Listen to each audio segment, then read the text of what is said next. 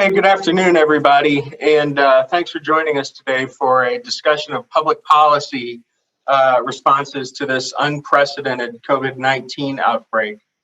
Obviously, we're all worried about our families, our friends, our coworkers, our customers. We're worried about our businesses and how to keep them operating. Rest assured, from NAED's perspective, Tom's keeping us focused. So you need information you can trust, and you need it now. And we're honored that you trust NAED enough to join us here today. So we're not going to let you down. We're going to talk about the federal legislation that's been signed into law in the last few days, and also the legislation that is still under consideration, but we're fairly confident, I guess, we have a deal and hopefully have something signed by the president by the end of the week. We're also going to take some looks at state and local issues relating mostly to these essential business designations, and also to the impact that's having on the construction industry and ongoing building projects. Now, most of all, we want to take your questions. So we had originally planned to make this just an open, free-form discussion, but we got 120 more, or more than 120 of you all. So we're really grateful for your participation today. But we can't unmute everybody because it'll just be one big meme about how bad teleconferences are. So you're all muted. We're going to take, but we want to take a lot of questions. The way we're going to do that is on your Zoom meeting toolbar. I think it's at the bottom for you. You will see a Q&A button.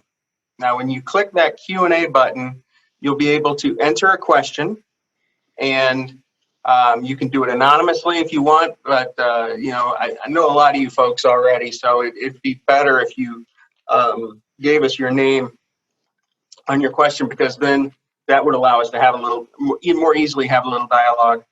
After you get your answers, I could unmute you and we can say hi or whatever. So you know, I'd encourage you to use your name on the questions. Also, on that question list, you'll see that you can upvote. You can upvote questions, and that'll allow us to know what you guys are really interested in. We'll start with those questions. We're gonna have plenty of time for questions, so I'm not worried about that. But use that upvote feature instead of just asking the same question slightly different way, and that'll be good.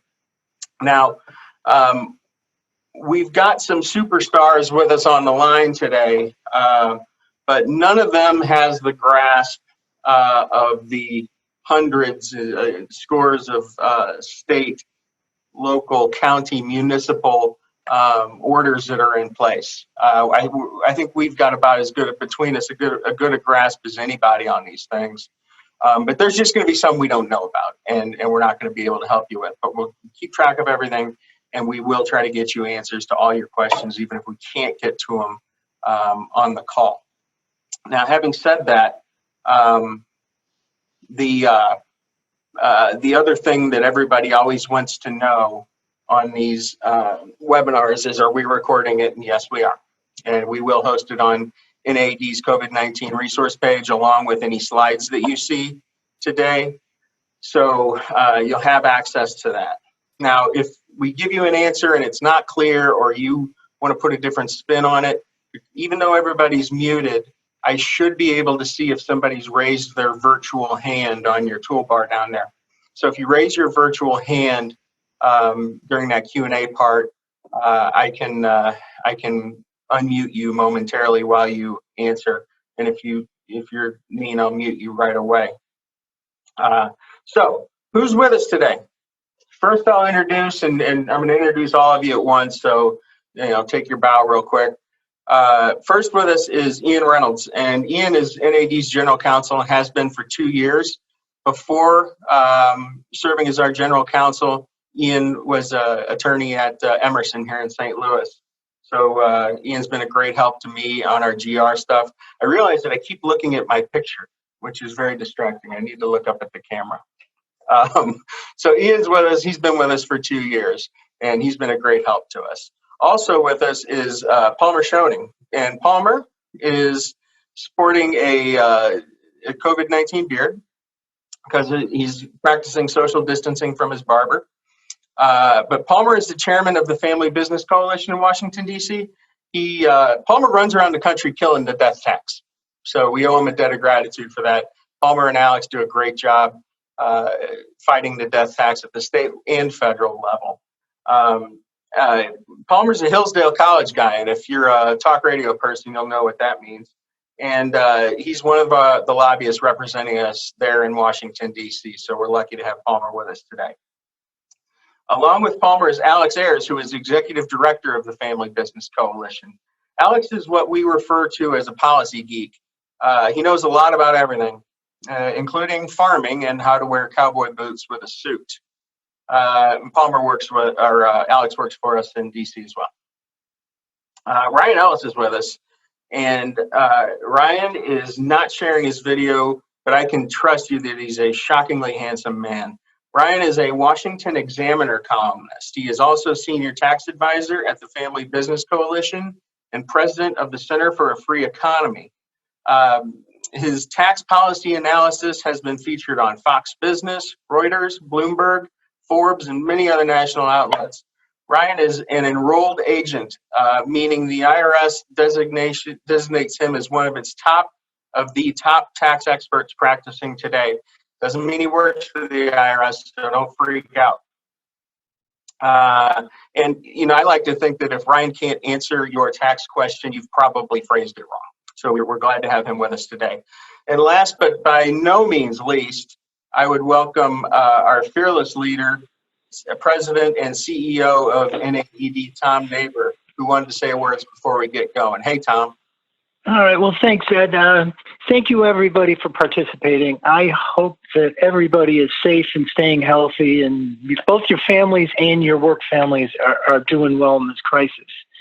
These are really uncertain times, and I think the uncertainty is the hardest part. You're all business people, and your jobs are to make decisions, and it's really hard to make a good decision without good information. And that's one of the reasons we've assembled this panel. Our goal is right now is to get you as much information and clarity as possible. And you're going to be seeing more of that from us, not just today, but in the coming weeks. Both NAED and TED Magazine will be doing our best to update you with information that's going to really targeted at the electrical distribution channel and get it to you as quickly and concisely as possible so you can make those decisions you need to make. So I want to thank Ed. He does a great job. Ian, Palmer, Alex, and thank Ryan for participating. And I'm going to turn it back to you guys. Thank you for your participation. Hey, thanks, Tom. We obviously appreciate the opportunity. I can tell you for these days, nobody takes anything for granted, and it's great to have a job for today. So let's kick this off and talk policy. So I want to start by asking Palmer and Alex to review some of the small business provisions that have passed or we're hopeful to pass in the next day or two. So guys, take it away. Go ahead, Alex. All right, let me share my screen real quick.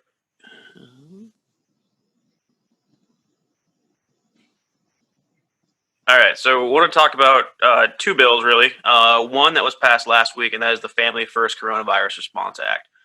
This is the bill that requires businesses with fewer than 500 employees to provide paid sick leave and paid family leave. You've probably gotten a lot of resources about this already, so I want to go over it quickly.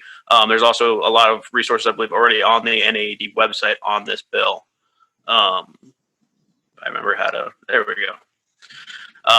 So real quick, the bill requirements, you have to provide 80 hours of 80 hours of sick leave for full-time employees. If you have part-time employees or hourly workers, it's the average of their 2 weeks that they work. So in some cases, you can have employees where if they work an average of 45 hours a week, you would be required to give them 90 hours. Along with that, you have to give them full pay up to $511 per day if they themselves are sick. However, if they are caring for someone else that's sick, you are only required to pay up to $200 per day.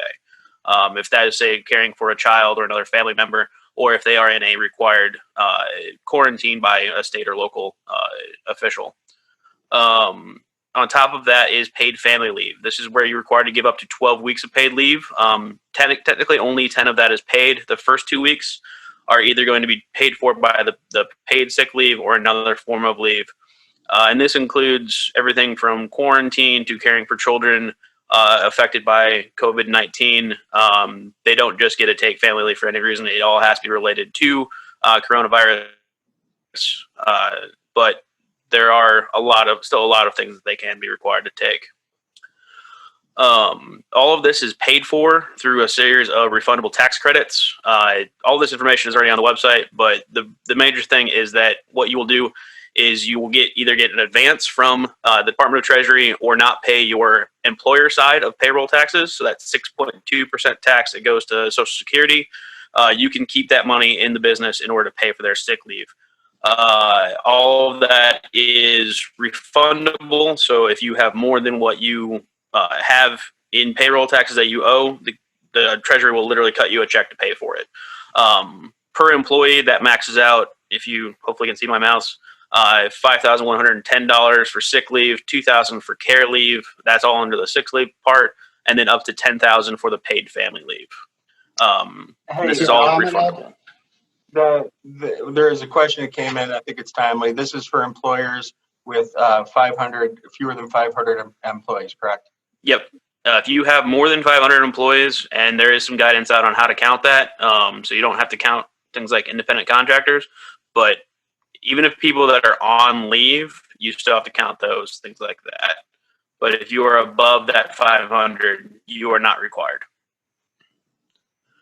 A lot of what Ed was talking about the bills coming in the next couple of days. This is called the CARES Act, the Coronavirus Aid, Relief, and Economic Security Act. This is what's been going through the Senate for the last week or so. In it is a lot of provisions, and a lot of those are actually unrelated to businesses or individuals. So just want to run through kind of the small business and general business parts that are in the bill. There are big changes for small business administration loans. If you've ever heard of the 7A loan program or the payment protection program, it authorizes nearly $350 billion for that program for small businesses to get money to pay for their payroll, rent costs, mortgages, utility payments. And then it also caps interest rates on that program. So these are low interest loans through the government to make sure that you can make payroll and your rent, mortgage, or utility payments.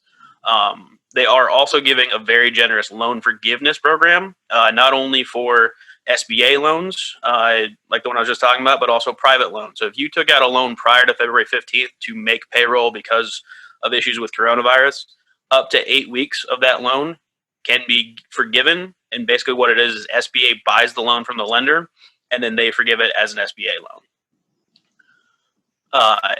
There's also a brand new tax credit that's being created to try and make sure that you keep employees paid rather than laying off workers. This only applies if you are fully or partially, if your work is fully or partially suspended due to COVID-19, or your gross receipts decline by more than 50% compared to the same quarter of the prior year.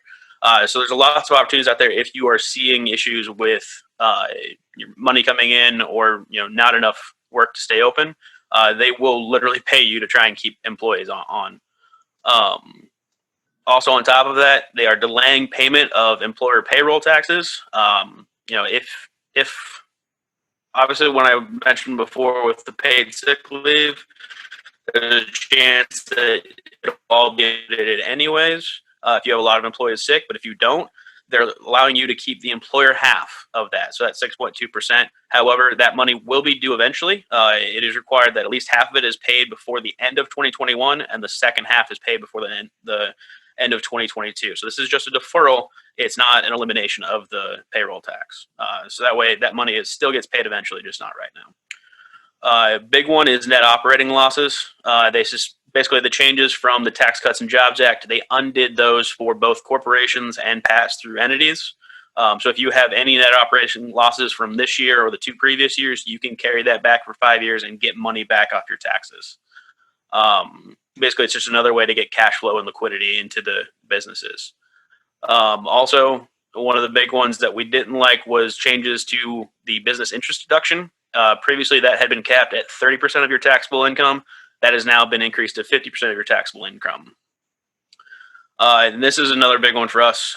We've been pushing this for a long time, was a technical correction to allow qualified improvement property. Basically, anytime a restaurant, a retail shop, any business that has an existing building upgrades their electrical system, their lighting, equipment, anything you guys sell, they can expense that fully. This gives you a selling opportunity where products just effectively become cheaper because they can write it off immediately. So whatever their effective tax rate is, they can write it off right away. There's a few individual income, individual side stuff. Mostly it's expansion of unemployment assistance. They're expanding unemployment for your non-typical workers, so self-employed, independent contractors. Think of the gig economy, like Uber drivers, things like that, where they're unable to work because of the coronavirus. They can apply for unemployment. They're also looking at increasing unemployment payouts. However, this is the big sticking point today. The Senate was originally going to pass this bill this afternoon.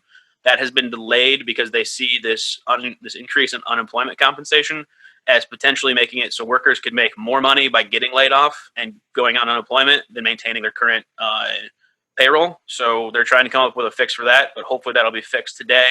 They can vote on either tonight or tomorrow and still get passed by the end of the week. There's also just some technical changes that they removed from unemployment to make sure more people can stay on it longer, they can get the money quicker. And then the short time compensation, basically the government will pay the full salary of a worker if you have to downgrade their hours. They will make up for that loss in hours.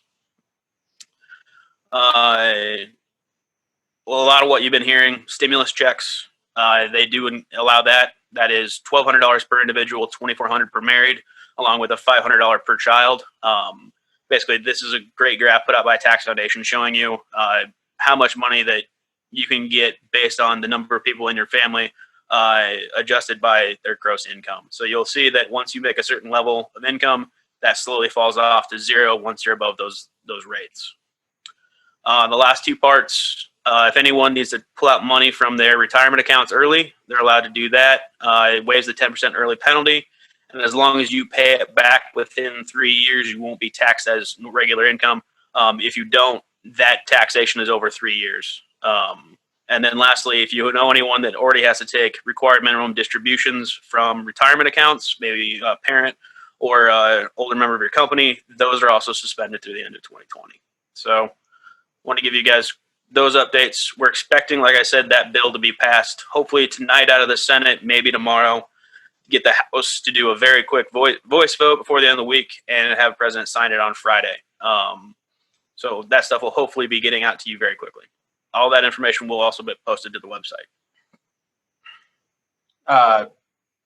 Yes, Karen, we are Alan. We are going to host the slides along with the video, the replay of this on the NAED COVID website, COVID-19 resource page. Hopefully, I think they've got to do something to the video. It's not as easy as just posting it. They got to do a little massaging of it, so we should have those slides and the video up in the next couple days. So, Alex, there's been a little bit of agita around this deal this week. You know, there was talk that there was a deal in the Senate, and then the speaker kind of came in and threw a monkey wrench into things. But we're all on the same page now. They're not gonna Lucy's not gonna pull away the football again. Yeah, all sides have agreed to this, in not only in principle but the text as well. It's literally this one component on unemployment, that increasing that. But once that is taken care of, as long as they come up with a solution for that, we should be ready to go. It's fairly easy by comparison to a lot of the negotiations they were working on. Is that Lincoln behind you? That is Lincoln behind me. Yeah. Good choice. All right, Palmer, you got anything to add to that so far? Now we could ask Ryan to add some commentary if he's on. Can you guys hear me? Yep. Yes. All right, good. This is the first time using Zoom, so this is on-the-job training for me. Welcome. I'm mercifully not turning on the camera because I'm in a disheveled state. But There's a lot of that going on these days. that's right. The main thing I would say is a couple of things. I think Alex covered a lot of what's in this bill that is helpful. The concern that I have, and I'm looking at this as somebody from both a tax policy perspective, and I'm also a tax practitioner, and have a lot of small employer type clients, is I think it's going to be a very confusing mess to figure out. You have these new PPP loans for payroll, which interact with this mandatory paid leave requirement and a tax credit, which interacts with this payroll tax credit. And they can't double dip. I'm not sure how people are going to figure out ordering or which one are they eligible for and which one they're not. I think we're going to have a lot of clarity. And it's even worse because it's multiple agencies. You have an SBA loan for the payroll loan combined with, on the IRS side, they're looking at the credit for the paid leave and they're looking at the credit for the payroll tax, which of course interacts with the Department of Labor because that's where the Family Medical Leave Act stuff happens. So you're looking at least 3 different federal agencies that are all going to have to tell employers, here's how you treat this. And then when you go to tax time, you're going to be asking your tax advisors and your accountants, what am I eligible for here?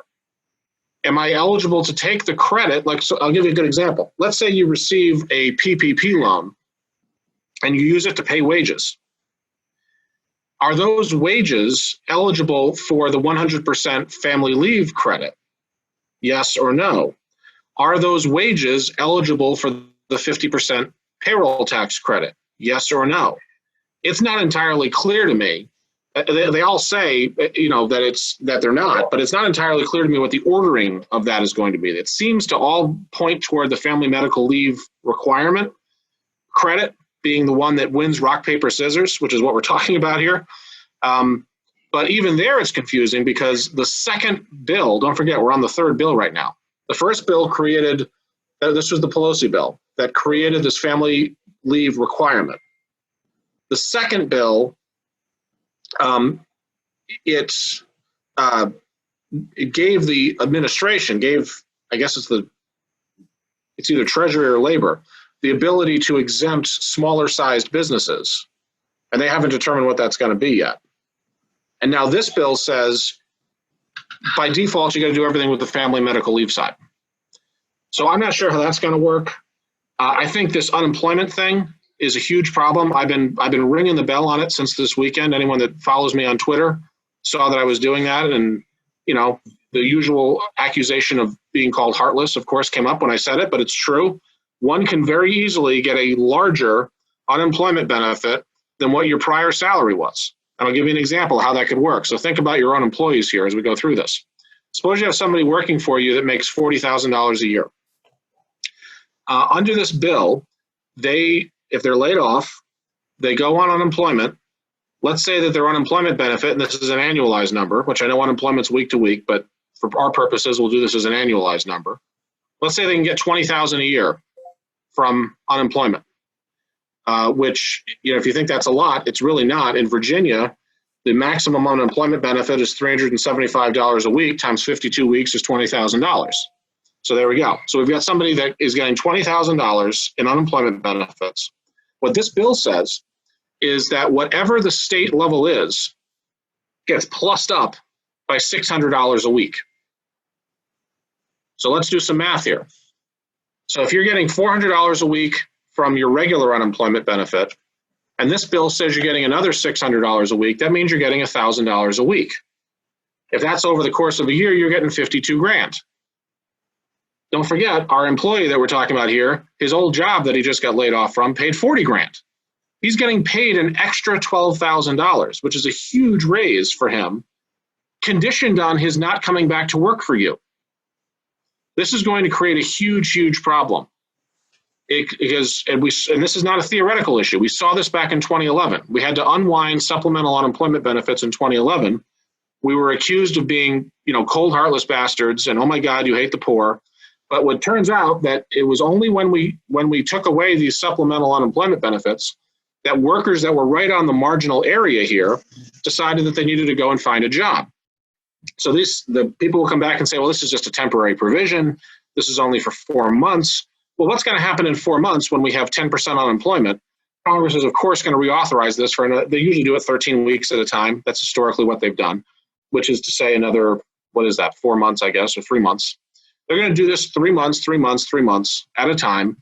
And what we're going to have is persistently high unemployment. We're going to have a lot of problems. Any employers on the call here, finding people to come back and work for you is going to be a challenge.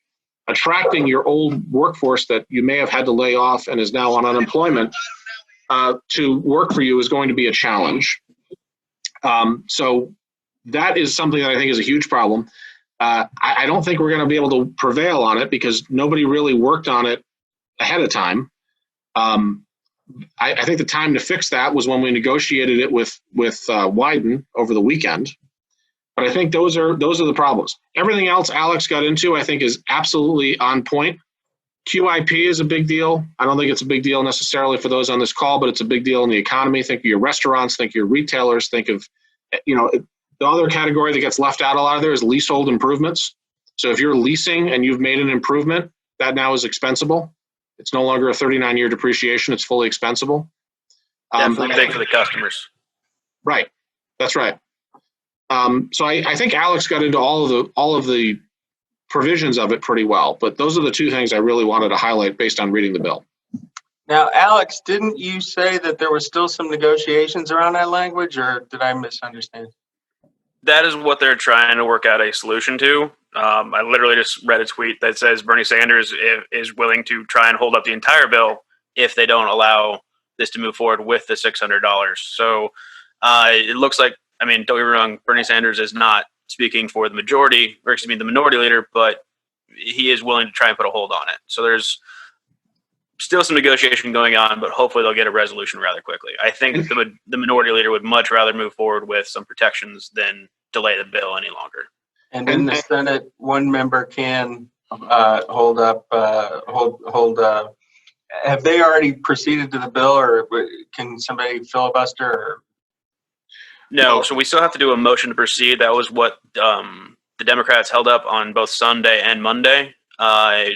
Basically, this is going to take a series of 3 to 4 votes to get through the Senate. You have a motion to proceed, an amendment to replace the bill with this text, adopt that, then adopt the entire thing. So it can take a little while in the Senate, but unanimous consents can make that go much faster.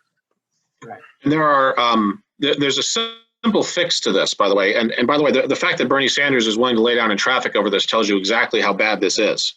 But the simple fix to this is and I actually am working with a couple of Senate offices. Somebody reached out to me in office just before, that's why I was a little late for the call, to come up with a fix on this. Lindsey Graham's office is working on this. Rick Scott's office is working on this.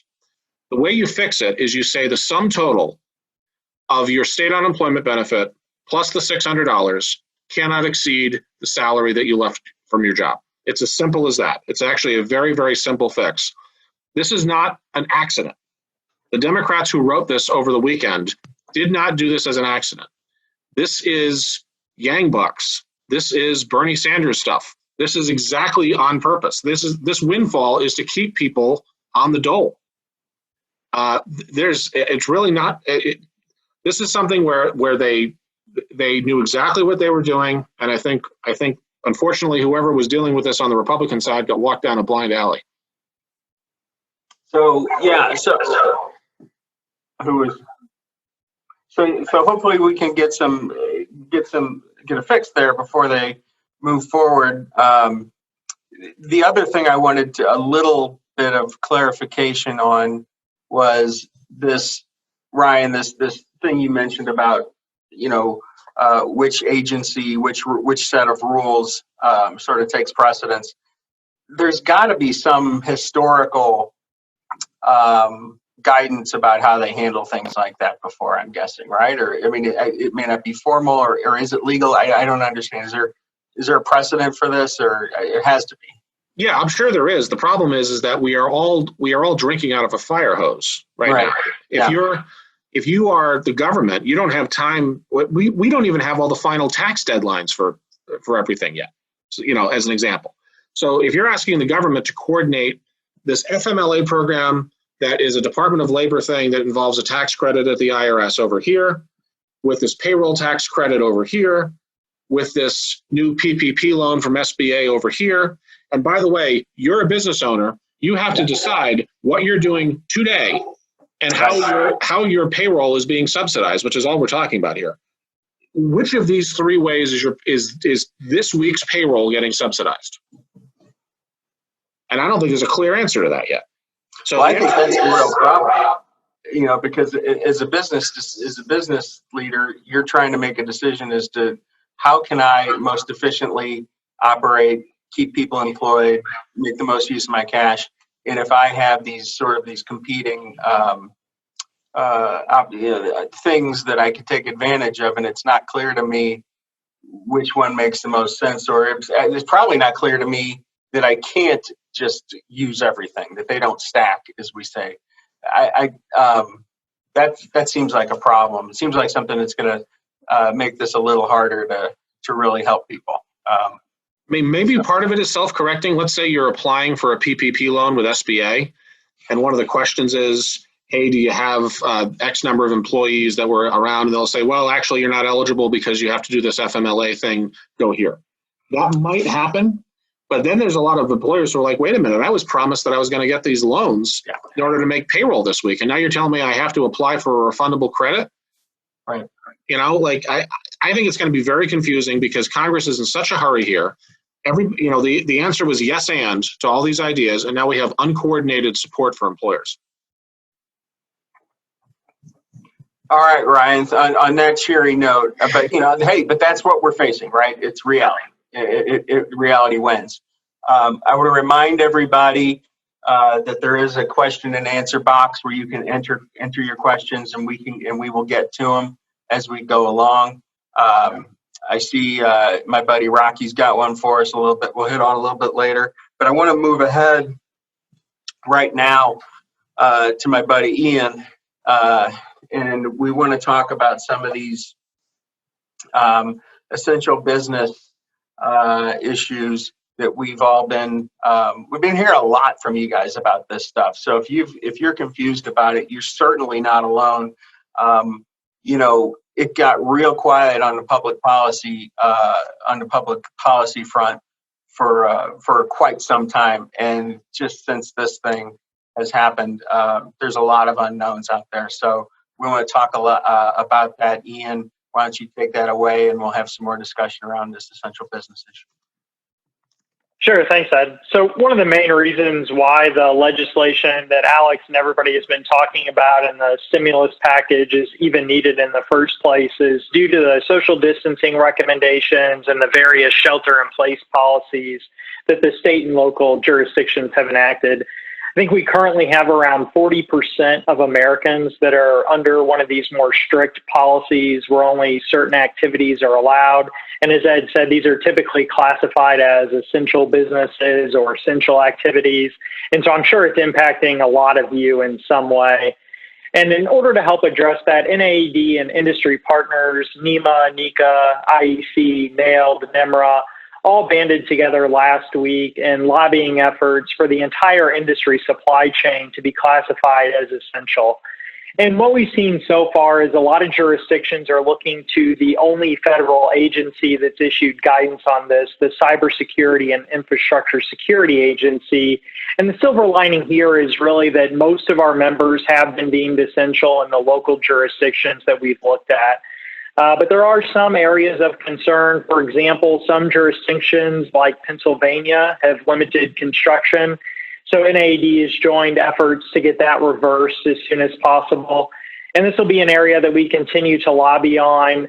And we've been told that there may be updated federal guidelines coming. And so as more jurisdictions consider these types of policies, something that we're definitely keeping an eye on. And then in conjunction with those efforts, we've also distributed a template letter originally created by NAED that you may consider personalizing and equipping your employees with that will help them continue operations. They recommended that critical truck drivers and other key employees have a hard copy of this document with them at all times when working. The letter is self-certifying, though, so it's not an official documentation.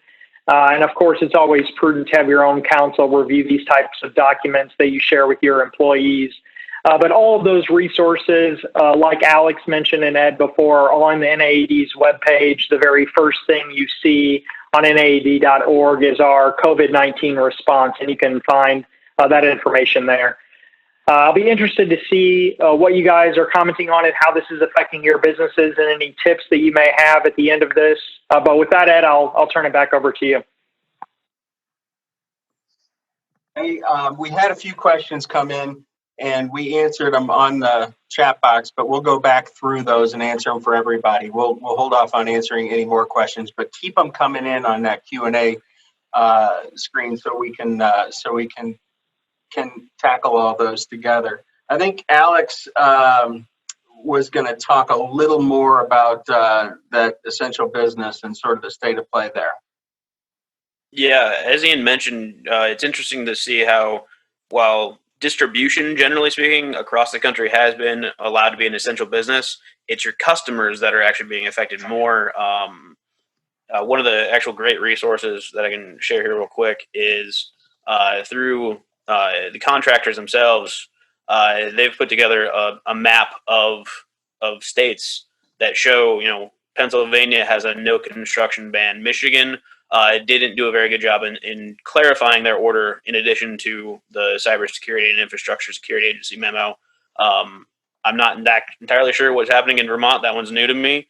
But as you can see in these green, your customers are fine. The yellow, that is where there is local jurisdictions digging into those more, but we're mostly seeing construction is fine. So construction can continue in a lot of these places, and happy to see that. We'll be getting more information, I think, as more states start to develop them. But making sure that distribution has been protected has been very much a priority of ours. We're just seeing some hiccups on the customer side.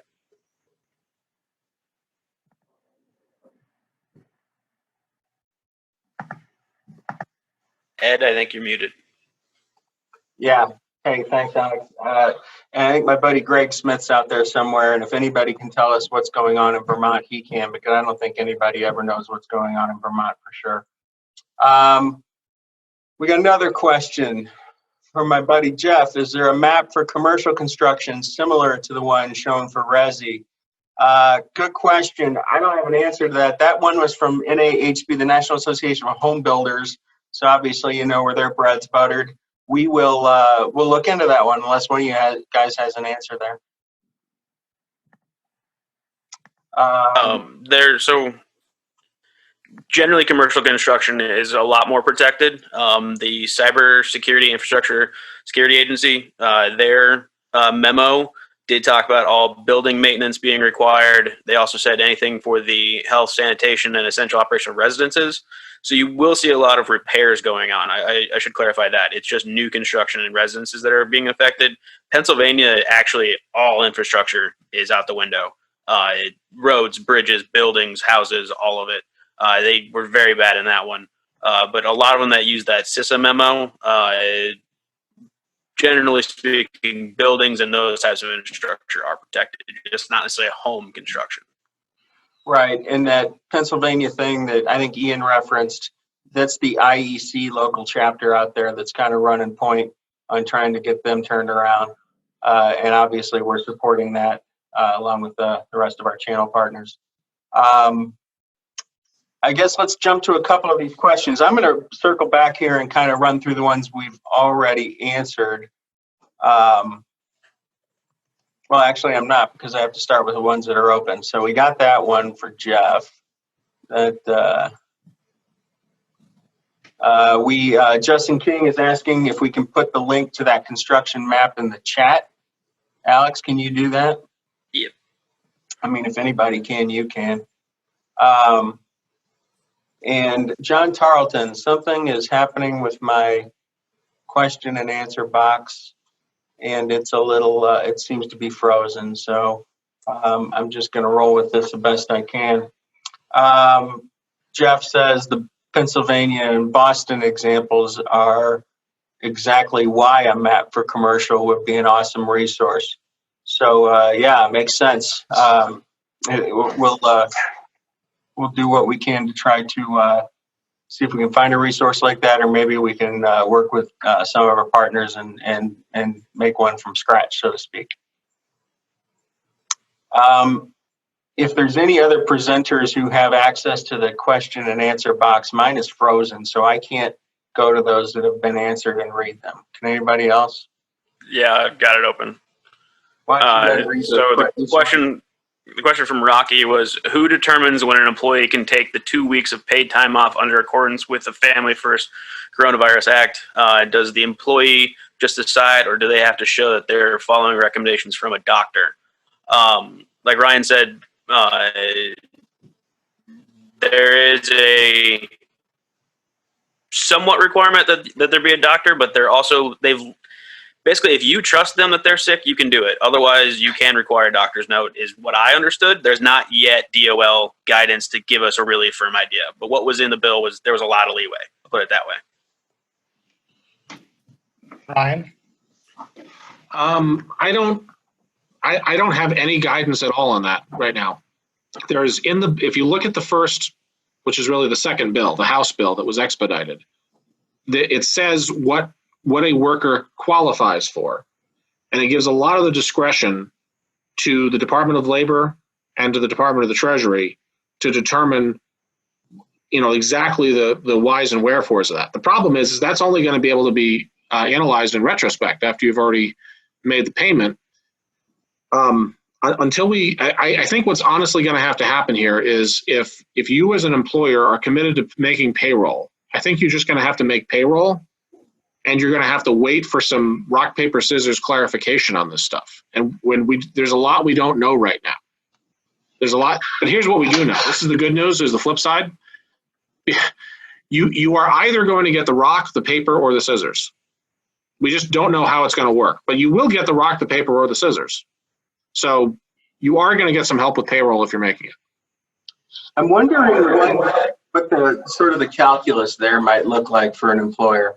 And if there's, because someone who doesn't make payroll, I haven't walked in those moccasins, but if there's a logic that you might follow to have a more easily understand what might be the best course of action. Well, here's the thing. Here's one way to look at it.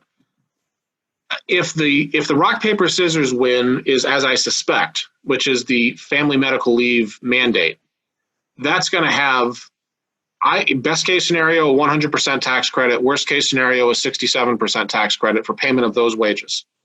So that's one way. If that doesn't work, or if the employee is not eligible for, or if we're past those initial period of weeks or whatever it is, if the pay period doesn't cover that type of payment, then it's very possible that one of these PPP loans that SBA is giving out will cover it. And as long as you use your PPP loans for salary or rent or utilities or interest on debt, it's forgiven. So which is the equivalent of 100% credit. So we're kind of seeing the direction they're going here, which is that there's a lot of heavy wage subsidization. I don't know, but the problem is we don't have enough information for an employer to be able to finally calibrate what their benefit's going to be. We just know it's going to be large in any event. Yeah, and I guess the choice between an imperfect benefit and a perfectly useless benefit, I'll take the imperfect benefit. Faith asked, will there be any documentation required from employees who want to take the FSLA, FLSA, or EFMLA? And if so, what kind can we request so the leave isn't abused? Is this kind of the similar question as above, right? What kind of documentation? And Ryan says we don't have anything yet, so we don't know yet, right? Yep. John asked, if unemployment was capped at an employee's wage, would health and other benefits bring them back in, or would they be provided through Medicaid or some other health subsidy?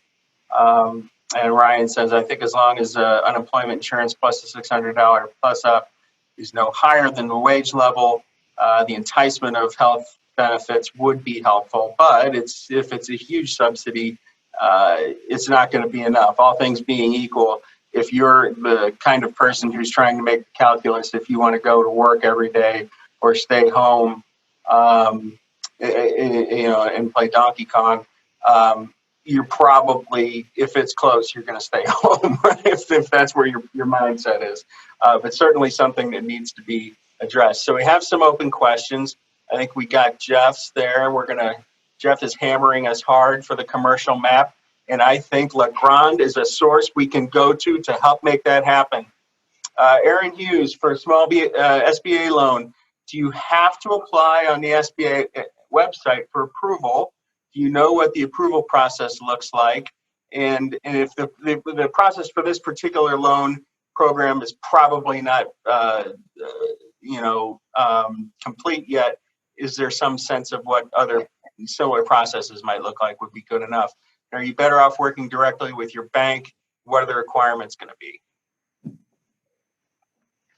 Brian, that's got you written all over it. Yeah, well, looking at this, I was deferring to see if Alex wanted to jump in, but based on my reading of the bill, there is a desire to bring a broader amount of lenders to the table than what we currently have. So what the SBA is able to do is they're able to go to every bank and credit union basically in the country, and they're able to push these loans out. So even if right now a bank or a credit union is not an SBA lender, for purposes of these PPP loans only, they're going to be able to become a quickie SBA lender. The idea being, if you already have a relationship with, your local regional bank that just doesn't have the architecture to do SBA loans, you don't have to go and become a customer of Bank of America because they do. You can still use your local bank that you're already doing everything with. That's the idea, I think, behind that. But again, there's 15 days from enactment is when we're supposed to get all the regulations from SBA about how these loan processes are supposed to work. And they're going to be substantively similar, I think, to the way SBA loans work now. Maybe there'll be some streamlining to it because it's only for purposes of, essentially the way that this works is you just have to demonstrate what an average payroll month is for you in the last year. And to the satisfaction of the lender, you multiply that number times 2.5, and there's your loan amount. So that's a relatively simple calculation. It's going to be a little different for everybody, but it's, you just have to show your lender, here's what average payroll is for me. They have a pretty expansive definition of payroll, by the way. It's any of the benefits you're paying for healthcare, any retirement savings contributions you're throwing in, state unemployment insurance payments you're throwing in. Any of that stuff all counts toward, for these purposes, the quote unquote payroll number. You take the average amount in a month times 2.5 and you get it from your local bank or credit union. Or, you don't necessarily have to go to the SBA. You don't necessarily have to go to an approved SBA lender. Okay, good. I'm going to go off book here for a second. I got Becky. Becky, you put your question in the chat box. That's why I didn't see it. That's all right. We'll forgive you. We're all under stress these days. But where does it and Ian, I think this is for you, possibly Alex, but where does it specifically discuss suppliers to all these essential businesses? And I think the ones I've seen, you guys correct me if I'm wrong, they just talk about the wholesale trade generally, right? In a lot of these? Yes.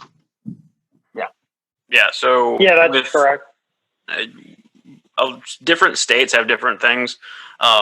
Michigan, in a lot of ways, was good in writing it, and in some other ways, really bad. The construction side is bad, but they have an entire section on suppliers and distribution where if you as a distributor determine that your supplier is essential for you to do your business, you can literally write them an email, tell them that you deem them as essential in the state of Michigan, and they become an essential business. a few other, California did a very similar thing. It didn't require it be an email, but just said that, suppliers and distribution for essential businesses are deemed essential, things like that. But that unfortunately is a state by state. Suppliers, there was some manufacturing covered in the system memo, but it's not as clear cut. We've been asking them for better guidance. In fact, a letter came out today with 110 industries saying we need better guidance. So hopefully that will get clarified, and manufacturing gets clarified in that as well. Yeah, I think, we're all scrambling to figure out what to do these days. And the government's no exception. And guys, you know how bad the government is actually executing things when they got all the time in the world. So we're gonna have to keep holding their feet to the fire. But let's maybe we'll have to modulate our expectations. Brett asks, does a stay-at-home order like the one Michigan issued qualify as a quarantine or isolation order under the Families First Coronavirus Response Act? Good question. Who wants to take that one? I'll be honest, I have to go check because I'm not sure that it specifically, I know it says quarantine or isolation, and a stay-at-home is not necessarily quarantine or isolation. So let us check on that one. We will check on that one for you. So I'm going to hold that one open for now. And then Faith said, with the SBA loans, current limits are 200 employees for electrical wholesalers. And is that limit changed within this, or not specific to whole electrical distributors, but are any of those limits addressed in the bill? Yeah, so it ups every limit to 500. If your limit was above 500 anyways, you can maintain the old limit. But if you're below 500, it's automatically up to 5. All right, good answer. Becky said thanks, and she used Q&A box. She said that's good. All right, there's Walt Morrison. Man, they don't make them like Walt anymore. Are there any of these reimbursements or loan forgiveness deals contingent upon employers making no layoffs during some prescribed time frame? If so, any idea what that time frame is? Who wants to grab that one? I mean, the answer is yes, right? Isn't it? Is it a 4-month thing? Alex, you got that one? So I don't believe that it's no layoffs. I don't remember seeing it in the bill. Ryan, did you see anything about restrictions on layoffs? I know they talked about it, but I haven't seen it. No, and the other thing with 4 months on unemployment insurance, that's just the beginning. They're not going to unwind this. This is, and we're going to be. I've already made the point, so I won't waste time saying it. But we're going to be stuck with this very intentional windfall. I don't think we're going to be able to fix it because the Democrats have a vote here, right? I think we're going to be stuck with this, and it's going to have an extended jobless recovery. I think is what's going to happen. We'll get your stock picks in a minute. Walt, I'm going to hold that question open too, because I want to make sure we're absolutely sure we get you the right information on that. And like I said, guys, we're going to post these questions and answers as sort of a frequently asked questions document on that COVID-19 resource page. So I want to get us a good answer on that one. Make sure we're giving you the best information. Any other questions out there?